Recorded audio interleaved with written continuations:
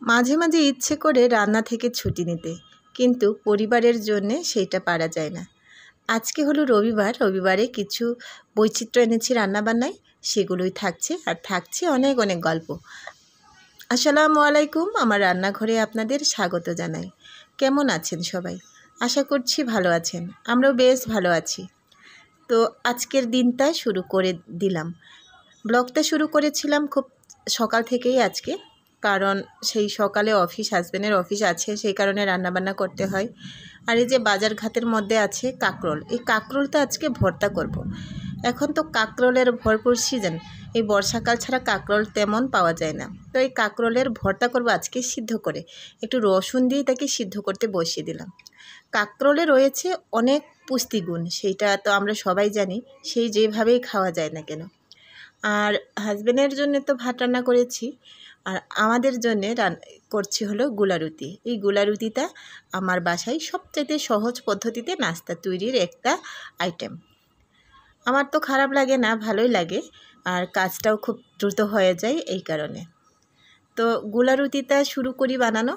এই গুলারুটির সাথে যাবে হচ্ছে আপনার ডিম ভাজা আর ভর্তা, এগুলো দিয়েই খেয়ে উঠব আজকে। সকালবেলায় এইটুকু রান্নায় আজকে করেছি, ডিম ভাজা আর কাঁকরোল ভর্তায়। তো রুটিটা এক চুলায় বানাচ্ছি আর এক চুলায় ভর্তার জন্য আয়োজন করছি। সেই আয়োজন বলতে একটু পেঁয়াজ ভাজা আর একটু মরিচ ভাজা। পেঁয়াজ মরিচ ভাজা দিয়ে ভর্তা করলে ভালো লাগে। আবার এই কাঁকরোলটাকে সিদ্ধ করে আবার অনেকে মশলা তেলের সাথে ভেজে ভর্তাটা করে, সে ভর্তাটাও হয় ভীষণ সুস্বাদু। কিন্তু আমার কাছে স্বাস্থ্যসম্মত বলতে এই যে এইভাবে না ভাজাভুজি করে করাটাই বেটার মনে হয়। এই কারণে আমি এই মেখে শেখে ভর্তা করলাম। তো ভর্তা করার পরে সরিষার তেলটা একটু বেশি পরিমাণে দিলে এই ভর্তাটা এত সুস্বাদু হয় যেটা ভাষায় বর্ণনা করতে পারবো না। আর এদিকে রুটি সেকা ডিম ভাজা উভয়টাই হচ্ছে, আর নাস্তাটাও রেডি হয়ে গেছে এরই মধ্যে। তো এটাই ছিল সকালের সিম্পল খাবার দাবার, এইগুলো দিয়েই আজকের দিনকালটা চালিয়ে নিলাম। আর হাজব্যান্ডের জন্যে ডিম সেদ্ধ ভর্তা এগুলো দিয়ে ওকেও খাবারটা দিয়েছিলাম। প্রত্যেক দিনই তো ভাত রান্না করতেই হয়, কারণ হলো রুটিতে স্বাচ্ছন্দ্য নয় আমার হাজব্যান্ড। তো তারপরে হচ্ছে ভাবছিলাম কি রান্না করব না করব। দুপুরের দিকে রান্না আছে আবার আরেকটা, তো দুপুরের জন্যেও রান্না করতে হবে, সাথে রাত্রের জন্যেও রান্না করতে হবে। ভাবতেছি যে রাত্রের জন্যে আর দুপুরের জন্যে একসাথেই রান্না করব। এই যে ব্যালকানিতে বসে এগুলো একটু হাত না দিলে না মনটা ভীষণ খটখট করে, তাই এগুলাতেও একটু হাত ভুলিয়ে নিচ্ছি।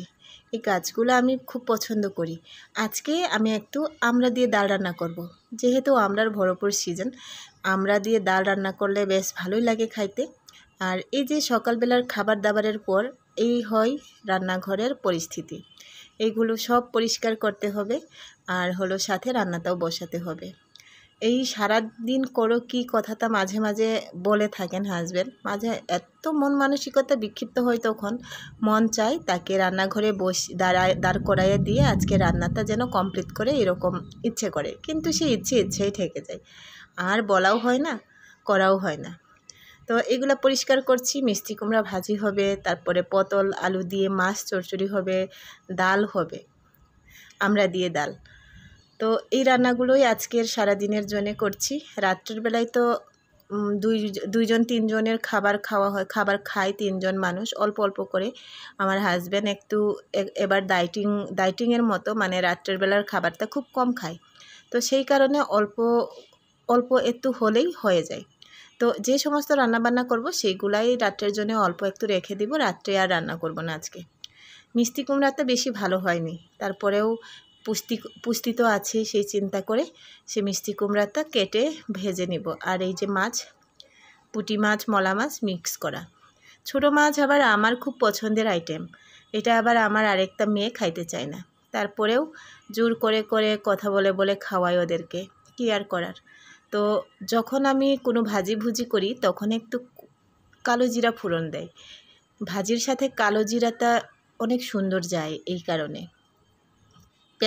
পেঁয়াজ রসুন তো অল্প একটু দিয়েছি, সাথে শুকনো মরিচ আর কালো জিরা, এইটুকু দিয়েই এই ভাজিটা সম্পন্ন হবে। ভাজি করাটা মতো সহজ কাজ আর থাকেই না।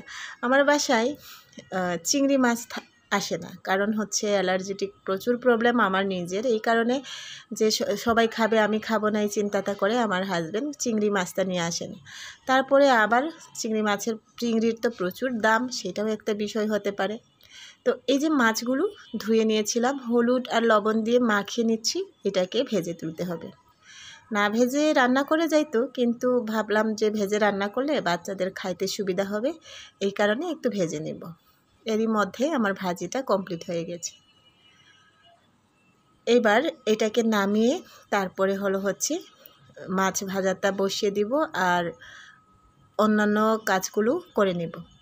তো এই যে গুছিয়ে গাছিয়ে এই কাজগুলো করতে করতে কতটা যে সময় পেরিয়ে যায় আমাদের, সেটা টের পাওয়া যায় না। যখন রান্না করতে চুলার পাড়ে আসি তখন কোন দিক দিয়ে সময়টা শেষ হয়ে যায় টের পাওয়াই যায় না। পরে যখন ঘড়ির দিকে তাকাবো তখন দেখি বেশ অনেকটাক্ষণ চলে গেছে। ডালটা বসিয়ে দিলাম। আমার বাসায় ডালটা তো কম্পালসারি, আপনারা জানেনই। তো ডাল প্রত্যেক দিনই রান্না হয়, আর ডাল অল্প একটু ডাল রান্না করি একটু পানি দিয়ে, মানে পাতলা ডাল। আর এখানে হচ্ছে রেডি করব ডালের জন্যে মশলা। তার আগে হচ্ছে ডালে একটু লবণ হলুদ দিয়ে নিলাম। মানে এই তরকারিটা রান্না করতেও বেশিক্ষণ সময় লাগবে না। আলুটা আগে ভেজে নিলে ভালো হতো, কিন্তু তেমনটা কিছু করতে ইচ্ছা করলো না, তাই সবগুলো সবজি একসাথে দিয়ে ভালো করে কষিয়ে নিচ্ছি।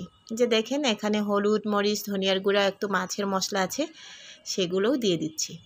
অ্যাজ ইউজুয়াল যে মশলাগুলো ব্যবহার করি সেই মশলাগুলোই আর কি। আমি আদা রসুন বাটা ব্যবহার করি নাই এখানে। ছোট মাছের তরকারি যে আদা রসুন বাটা দেওয়ার কোনো প্রয়োজন মনে হয়নি, এই কারণে দেয়নি। আর এদিকে ডালটাও প্রায় হয়ে যাচ্ছে, আর এটাকে ঘুটনি দিয়ে তারপরে আমড়াটা দিয়ে দিচ্ছি। ডাল রান্না করতে বেশ অনেকখানি সময়টা লাগে, কারণ যত ডালটাকে আপনি ফুটাবেন ততই ডালটা মজা হয়।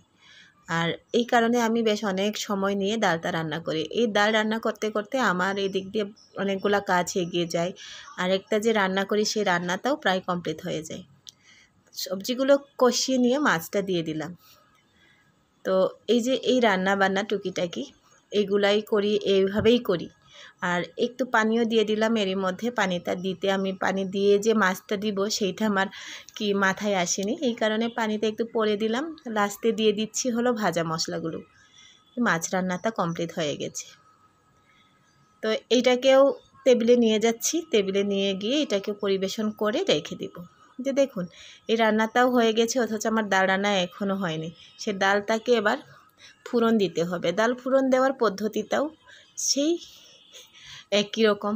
তো এই ডালটা ফোড়ন দিলেই রান্নাবান্নাটা আজকের কমপ্লিট হয়ে যাবে। তো প্রত্যেক দিনের এই টুকটাক রান্নাবান্নার সাথে অনেক অনেক গল্প নিয়ে আপনাদের কাছে চলে আসি। একটা ডায়েরি লেখার মতো যাকে বলে, সেই ডিজিটাল ডায়েরি, যেটা বুড়ো বয়সে দেখতে পারবো বা হচ্ছে একটা উপভোগের জায়গা হবে। তো ডালটাও ফোড়ন দেওয়া হয়ে গেছে, রান্নাবান্নাটা আজকের মতো কমপ্লিট। বিকালে তো আবার অনেক নাস্তা পানির ব্যাপার আছে, চায়ের আছে, কিন্তু সেগুলো আর ভিডিওতে ধারণ করা গেল না। আজকে এই যেগুলো রান্নাবান্না করেছি সেগুলো নিয়েই ব্লগটা সাজালাম। তো কেমন লাগলো আমার আজকে রান্নাবান্নার রেসিপিটা অবশ্যই জানাবেন। আপনাদের সাথে নিয়েই পথ চলা, আপনাদের সাথে নিয়েই সব কিছু করি। তো আজকে চলে যাচ্ছি, কথা হবে আবার আরেকটা নতুন ভিডিওতে। সে পর্যন্ত সবাই ভালো থাকবেন, সুস্থ থাকবেন।